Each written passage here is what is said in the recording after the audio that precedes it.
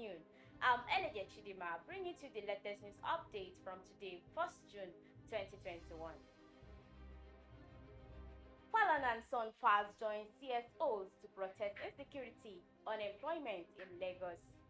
Human rights lawyer Femi Falana and his son filed on Monday joined civil society organizations, labor unions and youth bodies to protest against insecurity, unemployment, mass poverty and bad governance.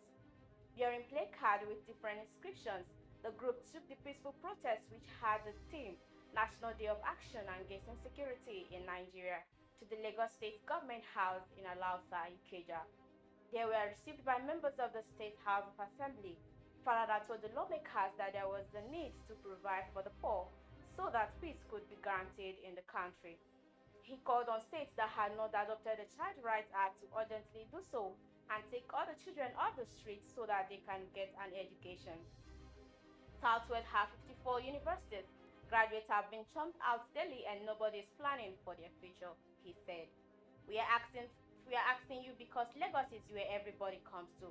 This is the home of every Nigerian, and we are asking you to intensify your efforts and increase the budgets of the poor so that there will be peace. It is now clear in our country that without peace for the poor, there cannot be peace for the rich. For those who want to fight banditry and terrorism, we must put all our children in school.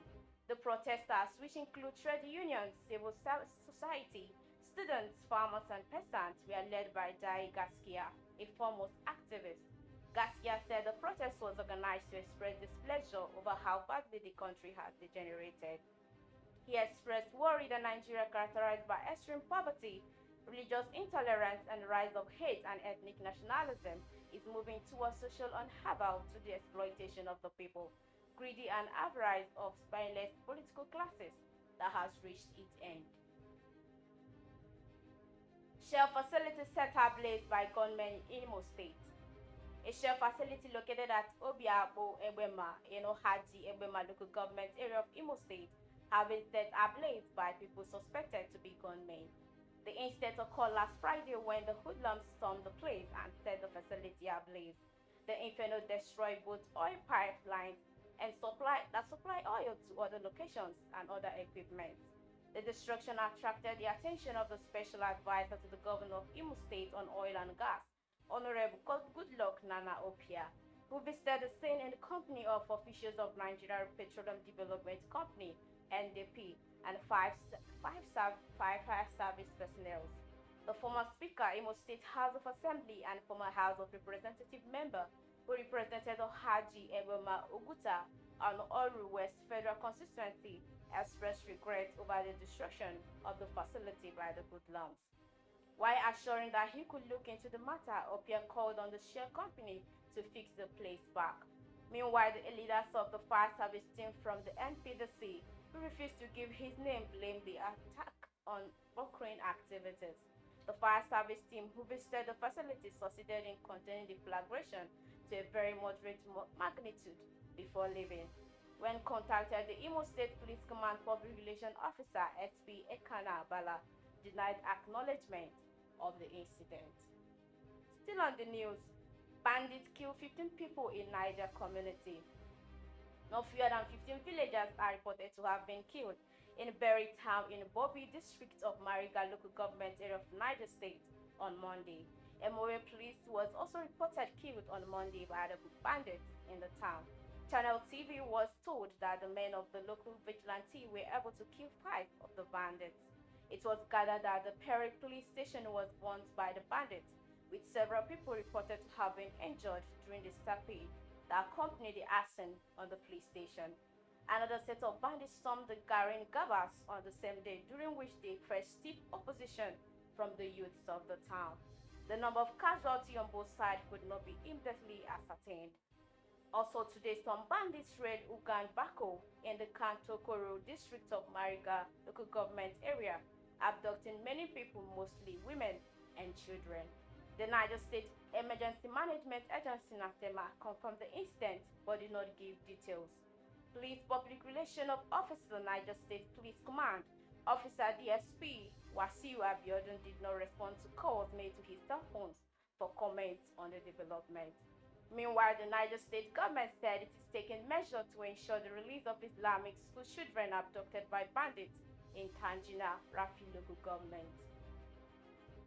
Giving an update on the abduction to journalists at the government house, the state deputy governor Ahmed Kesso disclosed that government was on pursuit of the bandits and efforts have been put in place to identify the bandits.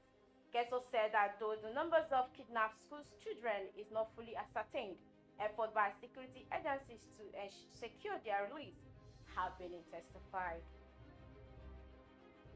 On business news, 41% family businesses in Nigeria to decline in sales growth, severe. About 41% of family businesses in Nigeria expected to decline in sales growth in 2021, according to the finding by PricewaterhouseCoopers PwC Global Family Business Survey for 2021. The survey, which built on PwC long-term involvement in supporting family businesses around the world, examined the views of 2,801 family business leaders and decision makers across 87 territories. The report noted that 60% businesses agree that their digital capability are not strong, but with only 34% having deemed it a priority. 50% have no governance policy, while 70% said in order to succeed going forward, they must deliver greater benefits for the globe and human society by 53%. Speaking on issue of governance, Group Executive Director BUA Group and ASR Africa, Kabiru Rabiu said family business must continue to improve their governance by ensuring that they have good audit mechanism and the right people at management and trustee levels. This, he said, will ensure that every naira invested is put to best use. The partner and family business leader PwC Nigeria, Esri Abe, stated, with global disruption like COVID-19, there is a need to focus on factors that turn current businesses into legacy for generations to come. On foreign news, ECOWAS suspend Mali over second coup in 9 months.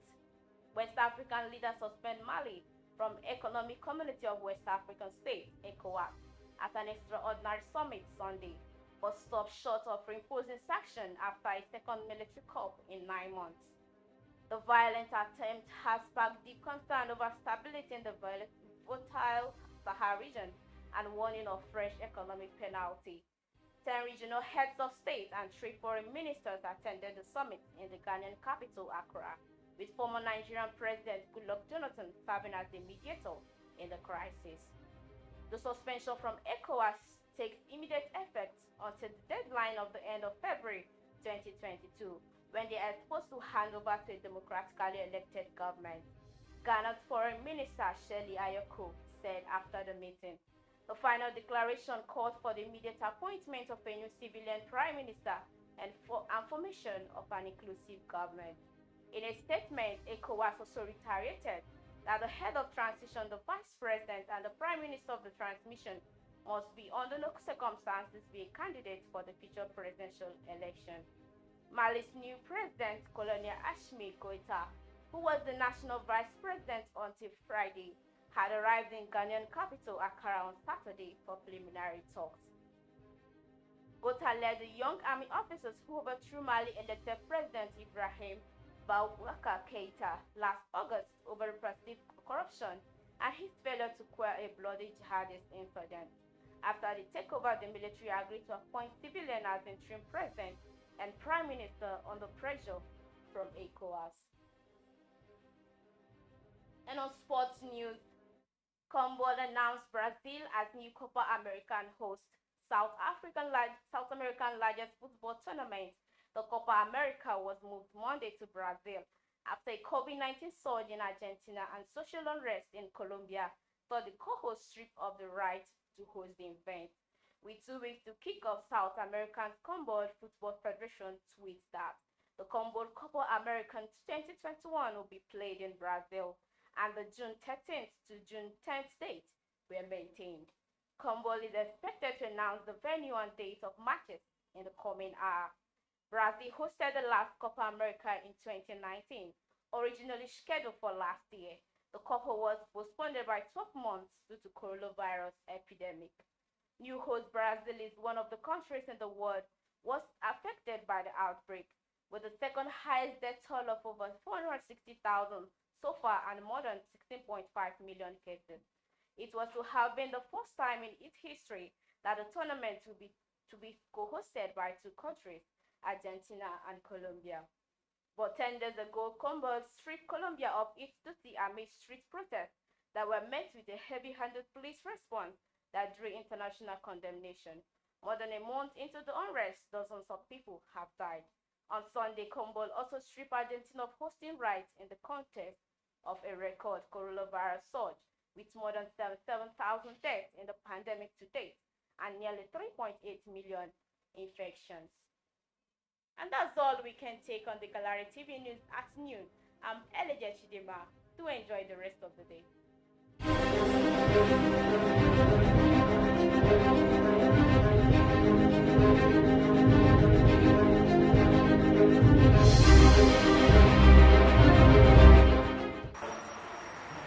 In life, you can never be too sure who to trust. This is the story of Mrs. Ungazi. Mrs. Ungazi just wants to use the ATM. Good afternoon, Mama. Let me help you out to your withdrawal. You don't need to stress yourself. Thank you, but I can handle it myself. The man is just being kind, right? He just wants to help, right? Wrong. All he needs is a good look at the pin. Will he succeed? I want my IG fans. I say, sorry. Do not share your card PIN with anyone. Keep your account information private and ensure no one is watching you while you enter your PIN. UBA, Africa's global bank.